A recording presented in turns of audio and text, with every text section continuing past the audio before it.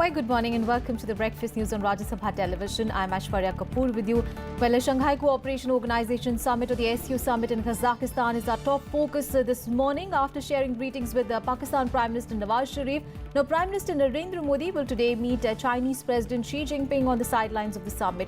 All the details on that big story coming up. Also, we'll be getting all the details on the Mandsaur issue. Now, protests have spread to new areas of Madhya Pradesh even as Mandsaur remained more or less peaceful. All the details coming up, starting with the headlines. Prime Minister Narendra Modi meets a Kazakhstan president to discuss his areas of bilateral cooperation to address the Shanghai Cooperation Organization summit today. Violence spreads to new areas in Madhya Pradesh. 56 people arrested in connection with the protests. State government summits report to the Home Ministry.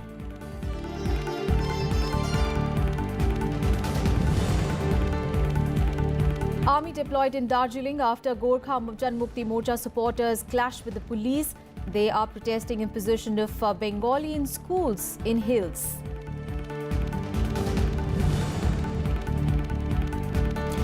Counting on after polls close in the UK, exit polls predict that Theresa May could lose parliamentary majority.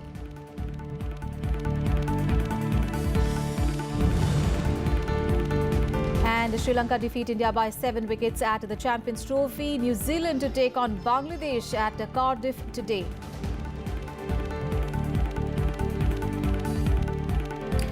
First up, big story from Astana. Prime Minister Narendra Modi will address the Shanghai Cooperation Organization summit in Kazakhstan today.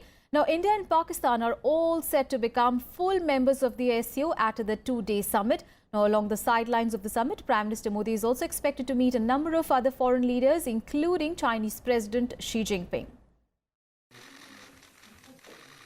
India and Kazakhstan have decided to enhance cooperation in a wide range of areas, including hydrocarbons, trade and investment, and atomic energy. Prime Minister Narendra Modi, who is in the Kazakh capital Astana for the Shanghai Cooperation Organization summit, met President Nursultan Nazarbayev. Prime Minister tweeted, saying the meeting was productive. They reviewed the progress on the decisions and agreements they had reached during Prime Minister's previous visit to Kazakhstan in July 2015. Both sides also agreed to deepen cooperation in the hydrocarbon sector. One of the important achievements of this progress is that Kazakhstan is now #1 supplier of uranium to India. Both the leaders agreed to continue and maintain this partnership in this important field. They also discussed our cooperation in hydrocarbons. Our exploration work in the Satpaya block is going satisfactorily. Next month, we are going to start the drilling of the second exploratory well in the Satpaya block. The issue of renewable energy also figured during the 45-minute talks between the two leaders. President Nazarbayev deeply expressed the progress made by India in the renewable energy field. Prime Minister invited Kazakhstan to become member of the International Solar Alliance, to which he very positively responded. There will now be direct flights between Delhi and Astana beginning July. Both sides also agreed to enhance the direct flight connectivity between the two countries. And I'm glad to announce that there will be 2 flights connecting Astana and Delhi that will be launched in the first week of July. The Prime Minister will address the summit today. He is likely to flag the issue of terrorism and the need for concerted efforts to combat it. The two-day meeting will see India become a full member of the organization. As a member of the SCO, India will be able to play a major role in addressing the threat of terrorism in the region. It will also gain greater access to major oil and gas exploration projects in Central Asia. Pakistan Prime Minister Nawaz Sharif is also attending the event, where his country will also gain full member status. The two leaders are reported to have exchanged pleasantries at the cultural gala organized in Astana. The SCO is being increasingly seen as a counterweight to NATO. Russian President Vladimir Putin and Chinese President Xi Jinping met on the sidelines of the summit and hailed close ties between the two nations. Xi urged SCO to play a bigger role in Afghanistan's peace and reconciliation process. The summit will mark one of the rare times when India and Pakistan will conduct a joint military exercise, along with other SCO countries that include China, Russia, Kazakhstan, Kyrgyzstan, Uzbekistan and Tajikistan. These military exercises are required once any country joins the body. Today evening, Prime Minister Modi will attend the World Expo 2017, an international expo in Astana. A meeting with the Chinese President Xi Jinping is also slated to take place today. Bureau Report, Rajya Sabha TV. On to some other news now. Pakistan has urged the International Court of Justice to adopt an expedited timetable for an early substantive hearing of the Kulbhushan Jadhav case. Now, this came as the agents of India and Pakistan discussed procedural matters with the court's president on Thursday. A meeting took place between ICJ President Ronnie Abraham and the delegations of India and Pakistan to discuss the timelines in the Jadhav case. Remember, Indian national Jadhav was sentenced to death by a Pakistani military court for alleged espionage. India on 8th of May had moved the ICJ against the death penalty. The next day, the global court gave Jadhav a lease of life and stayed the death sentence as a provisional measure. Now, Pakistan claims that its security forces arrested Jadhav from its restive Balochistan province on 3rd of March last year after he reportedly entered there from Iran. However, India maintains that he was kidnapped from Iran, where he had a business interest after retiring from the Indian Navy. Let's do an update on the Mandsaur condition. And Congress Vice President Rahul Gandhi and other opposition leaders were detained by the police on Thursday when they tried to enter Madhya Pradesh with a group of Congress supporters. Meanwhile, curfew was relaxed in the violence-hit Mandsaur district, even as the State Chief Minister Shivraj Singh Chauhan said that his government was open for a dialogue with the protesting farmers.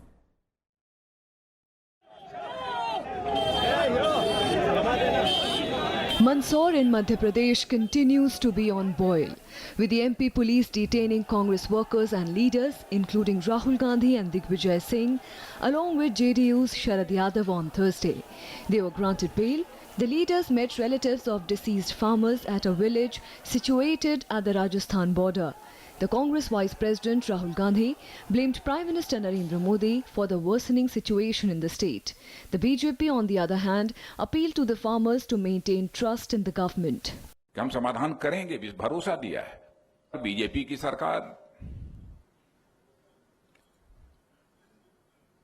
कोई ऐसा काम नहीं करेगी जिससे कि किसानों का अथवा देश के किसी सामान्य नागरिक का भरोसा और विश्वास उससे टूटे। इसीलिए आए हैं, हिंदुस्तान भर का किसान तंग और तबाह है।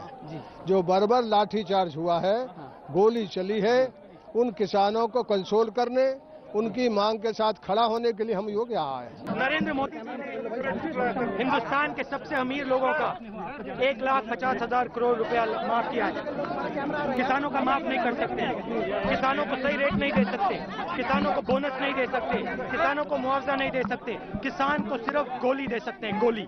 The overall situation in Mandsaur, however, remained peaceful and rail movement resumed. However, incidents of arson were reported from Shajapur and Dhar districts on the 8th day of the farmers' stir. According to the state administration, a truck and 2 motorbikes were torched by protesters on the Mumbai-Agra highway and stones were hurled at police personnel in Shajapur, following which Section 144 was imposed. आज के जो हमारा अनुभव है उस आधार पर लग रहा है कि लोगों ने इसको बड़े सकारात्मक रूप से लिया है। शांतिपूर्ण ढंग से लोग छूट की अवधि में निकले हैं। इसको देखते हुए कल हम लोग छूट की अवधि को बढ़ाएंगे और 2-3 चीजों पे हम लोग विशेष रूप से फोकस कर रहे हैं। एक तो दूध की उपलब्धता शहर में हो। The MP government on Thursday said that the 5 farmers in Mandsaur were killed in the police firing during the protest demanding farm loan waiver.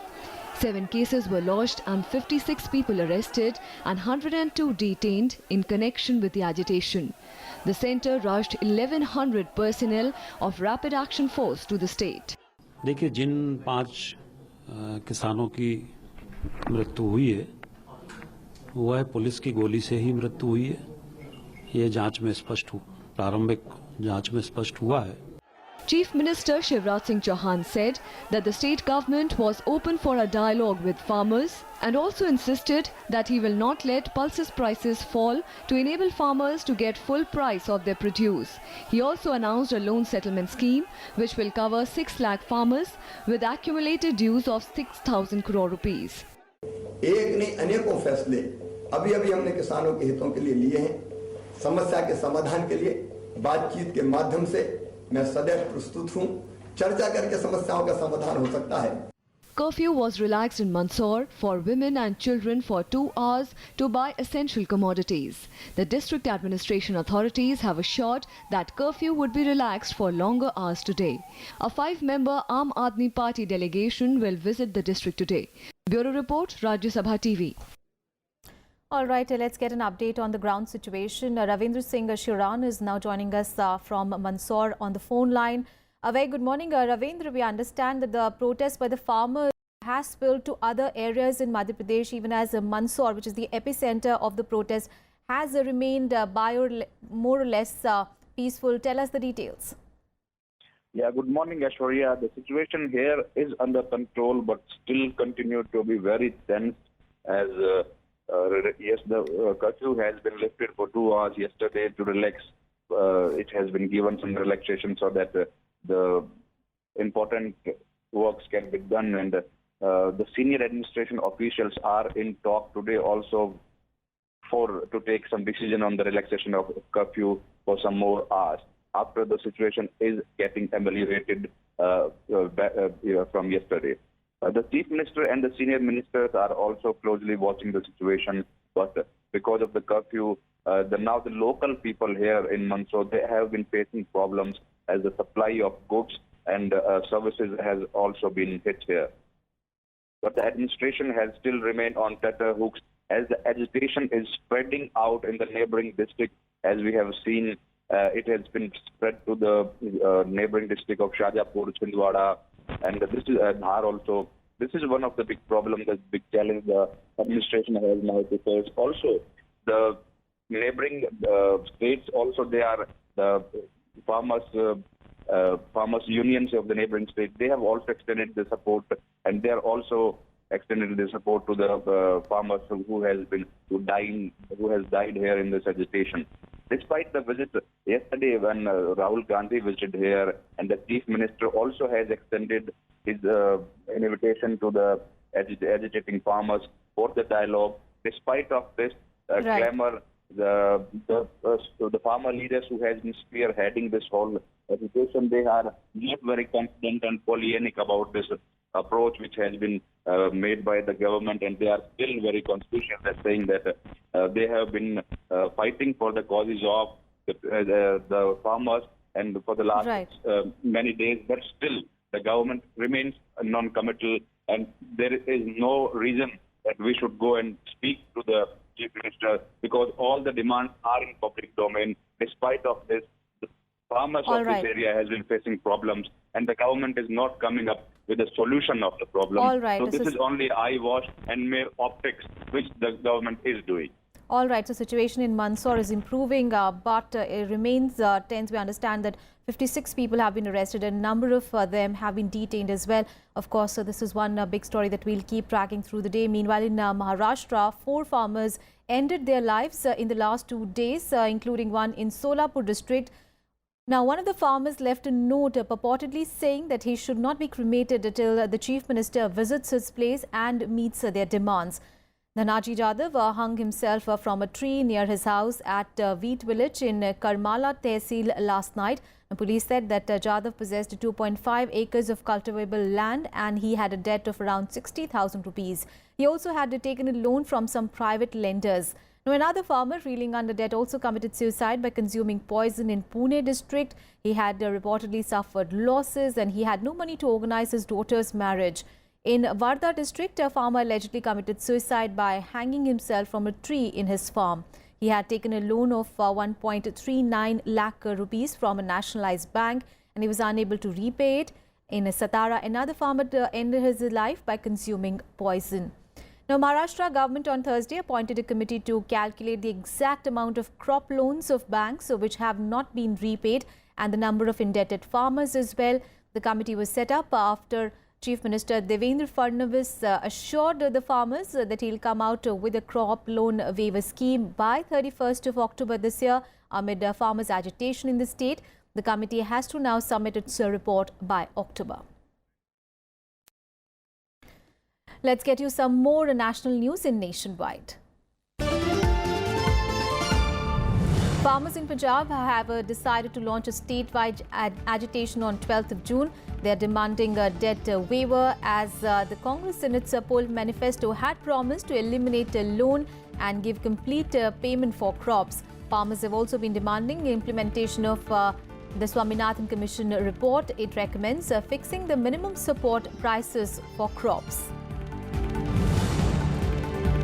Petrol as well as diesel prices will be revised on a daily basis across the country from 16th of June. It will change by a few paise per litre depending on the movement of oil prices in the international market and the variation in the foreign exchange rates as well. Instead of using fortnightly average, pump rates will reflect a daily movement in international prices and rupee US dollar fluctuations. The Kerala Assembly passed a unanimous resolution against the centre's ban on the sale of cattle for slaughter in the animal market. The ruling LDF and the opposition UDF in Kerala held that it was not only an intrusion in the state's rights, but also an infringement on the rights of the people on the choice of their food habits. Leaders of at least 9 non-NDA parties are part of the subgroup constituted to arrive at a consensus opposition candidate for the 17th of July presidential poll. The group would comprise leaders of the left, TMC, Samajwadi Party and the BSP, besides the JDU, RJD, NCP and DMK, as well as the main opposition party, the Congress Party. The subgroup will be meeting next week to start deliberations among the opposition parties on the crucial poll.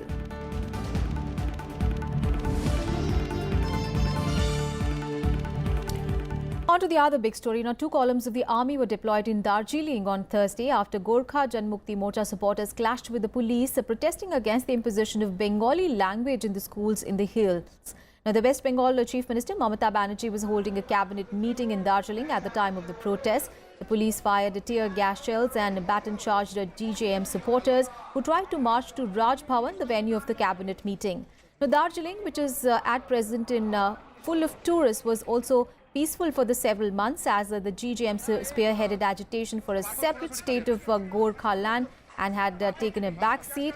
The GJM supporters tried to break the barricades put up by the police and hurled bricks at them. They even damaged police vehicles, setting a few ablaze as well. Now, this is the first time that Mamata Banerjee is holding a cabinet meeting in Darjeeling. Now, she said that the state government would set up a new secretariat here. The DJM supporters staged a dharma and raised slogans against the chief minister. The GJM also accused the TMC government of trying to disrupt peace in Darjeeling by its divide and rule policy and called a 12-hour shutdown in the hills today. Meanwhile, the BJP on Thursday criticized the West Bengal government for failing to contain violence and demanded that a peace committee be formed to restore peace. BJP MP from Darjeeling, SS Ahluwalia, however, questioned the reason behind the deployment of the army when the entire state cabinet is present in the hills. As of now, we have been informed that many tourists are being stranded, and it is taking about 3.5 hours to reach from Ghum to Darjeeling, which is a journey of 20 minutes. It's taking 3.5 hours. Only 8 kilometers, this long, small distance. It's taking a very, very long time because it's landlocked. The entire place is landlocked. As soon as the situation, demises, we will actually take a stock of the situation. We'll sit in our association meeting and take further decisions. But as of now, what we can say is that if this situation prevails and if there is any strike or bunds, this will have a very, very long and negative impact on tourism. We appeal to all the sections, to the administration and as well as to the political leaders, to refrain from this kind of actions and not go for any violent movement or band. TMC वाला police के आड़ में वहाँ से बाहर से पत्थर मारने शुरू किया, भीतर से भी पत्थर मारना शुरू कर दिया. तो ये अच्छा नहीं हुआ, क्योंकि हमारा जो डेमोन्स्ट्रेशन है, ये जो हमारा प्रोग्राम है, एकदम पीसफुल मीन्स में हो रहा था. इतना दिन हमारा रैली हुआ, इसमें कोई गंडगोल नहीं हुआ. लेकिन आज जो भी हुआ, ये इसके लिए हम लोग प्रशासन को दोषी ठहराता है. Home Minister Rajnath Singh on Thursday said that he was ready for talks with everyone to resolve the Kashmir issue. He was addressing the media on the Modi government's achievements in 3 years, where he added that he will not put any conditions for the purpose. Rajnath Singh further stated that those who were instigating the Kashmiri youth should look upon them as their own child. His statement came amid heightened tensions in the valley. Meanwhile, 38 armed militants have been killed as the army foiled a total of 22 infiltration bids along the line of control in Jammu and Kashmir this year. When compared to previous data, it was found that 28 infiltration attempts took place in 2015, followed by 88 in 2016. हम समाधान करेंगे, भी भरोसा दिया है। BJP की सरकार कोई ऐसा काम नहीं करेगी जिससे कि किसानों का अथवा देश के किसी सामान्य नागरिक का भरोसा और विश्वास उससे टूटे। And an infiltration bid was foiled in Nogam sector in Kupara district of Jammu and Kashmir on Thursday. One soldier lost his life while the 3 terrorists were killed. 2 soldiers were also injured in the attack. Now, this is the second successful anti-infiltration operation by the army in the last 24 hours in North Kashmir. On Wednesday, 3 terrorists were killed in a gun battle in the district. Meanwhile, army has said that 4 infiltration bids aided by Pakistani forces were foiled along the line of control in North Kashmir in the last 48 hours, in which 7 terrorists were killed.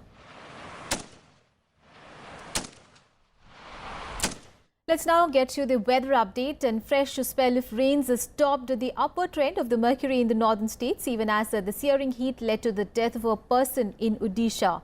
Now, Delhi, Uttar Pradesh, Punjab, Haryana, Rajasthan, which had been under staggering heat, got some much needed relief as rains hit the regions. The weatherman also has predicted heavy rains in Andhra Pradesh, Telangana and Karnataka, and a thunderstorm with gusty winds in Jharkhand and Bihar as well. As per the IMD, monsoon is likely to hit the state around the end of this week. On the other side, the maximum temperature fell in Kanpur, Muradabad and was markedly below normal in Gorakhpur. Varanasi, Faizabad, Banda, however, was the hottest place in Rajasthan at 42.2 degrees Celsius. Moreover, the number of casualties due to sunstroke in Odisha rose to 17. All right, time for some international news. And polls have closed in the UK. However, an exit poll by the British broadcasters say that Prime Minister Theresa May could lose parliamentary majority. A joint poll by the BBC, Sky and ITV News points that Prime Minister May's Conservative Party will win 314 seats, meaning that Tories will fall short of a majority in the parliament. It is noteworthy that a total of 650 Westminster MPs will be elected, and a party needs 326 seats to have an overall majority. The exit polls further says that Jeremy Corbyn's Labour Party will win 266 seats. Now, if the results are confirmed, it will be a huge embarrassment for May, who called a snap election in April this year for the hope of gaining an even greater majority of seats to give her a stronger mandate for the upcoming Brexit negotiations. However, 2 attacks by Islamic State group are focused quickly to security. The focus turned to security. Now, the attacks in the city of Manchester and London killed at least 30 people. Meanwhile, the pound fell sharply after the exit polls. Now what they want to see is certainty. Markets always hate uncertainty. It's a great cliche, but it does ring true, and I think we just want to see some stability in the domestic political scene, especially at this really important moment when we're heading into Brexit negotiations, and we need to have a government that's really fit for heading into that. And that the risk is that if we have a coalition or we have a minority government, we just don't have that stability at home to take on Brexit. News from the US now. Former FBI Chief James Comey has accused President Donald Trump of lies in his congressional testimony. Now, Comey spoke in public for the first time after he was shunted out of the FBI, where he spoke about his relationship with the President Donald Trump and the circumstances that led to his firing. In the testimony, he said that several times during the 3-hour testimony that he believes that Trump fired him because of the Russia investigation. Now, Comey conceded that Trump did not directly ask him to drop the investigation into Russian interference in the US election, but he did say that Trump had directed him in February to drop an FBI probe into former National Security Advisor Michael Flynn as part of the broader investigation. Comey did not read the 7-page statement that he had prepared for the Senate Intelligence Committee, but he offered opening remarks after saying that the administration had defamed the FBI by citing a loss of public confidence. Meanwhile, Trump's lawyer has rejected the allegations made by Comey.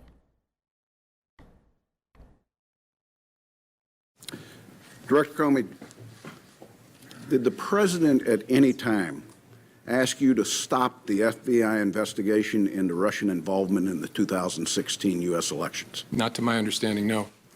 Did any individual working for this administration, including the Justice Department, ask you to stop the Russian investigation? No. Do you believe this will rise to the obstruction of justice? I don't know. That's Bob Mueller's job to sort that out. Meanwhile, there seems to be no solution in sight to the crisis that is unfolding in the Middle East after several Arab countries cut ties with Qatar this week over its alleged support to terrorism. On Thursday, the warring sides have further dug in their heels. Saudi Arabia, the UAE, Egypt and Bahrain designated dozens of people with alleged links to Qatar as terrorists. And the four nations named 59 people, including Muslim Brotherhood spiritual leader Yusuf al-Qaradawi and 12 Qatari entities as well.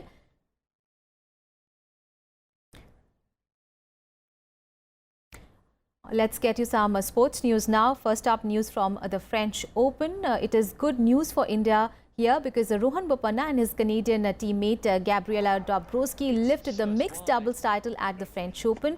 The Indo-Canadian pair defeated the Colombian-German duo of Robert Farah and Anna French-Groenfeld 2-6, 6-2, 12-10 in the summit clash.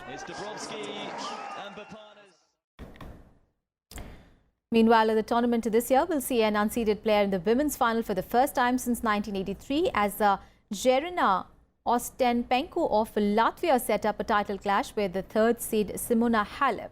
In the first semi-final, 20-year-old Ostapenko defeated Switzerland's Taimia Baskiski.